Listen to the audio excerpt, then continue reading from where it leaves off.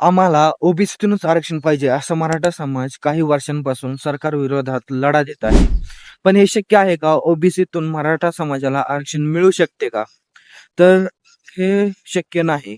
कारण ओबीसी हे एक क्लास आहे आणि मराठा ही एक कास्ट आहे. ओबीसी, एससी, एसटी हे सर्व क्लास आहेत. याच्यामध्ये अनेक जाती आहेत आणि मराठा ही एक कास्ट आहे.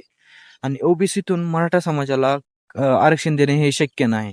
जर मराठा समाजाला आरक्षण पाहिजेच असेल तर आपल्या अ, भारताच्या संविधानामध्ये संशोधन करावे लागतील, म्हणजेच कॉन्स्टिट्यूशनल अमेंडमेंट ऍक्ट करावे लागतील आणि त्याच्यासाठी दोन्ही सभेमध्ये आपल्याला बिल पास करावे लागतील आणि त्या बिलासाठी 2/3 म्हणजेच 2/3 आणि तिथे उपस्थित असलेल्या 50% पेक्षा जास्त मंडळाची सहमती या बिलासाठी असावी लागते.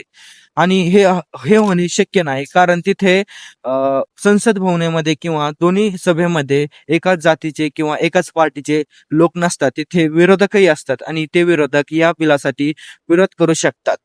जर मराठा समाजाला आरक्षण पाहिजे असेल तर आपण त्यांना किंवा शैक्षणिकदृष्ट्या किंवा आर्थिकदृष्ट्या या पाहून मराठा समाजाला आरक्षण मिळवून देऊ शकतो. पण हे शक्य नाही की ओबीसीतून एका क्लासमधून मराठा अ, मराठ्याला आरक्षण मिळेल. कारण मराठा ही एक कास्ट आहे, क्लास नाही.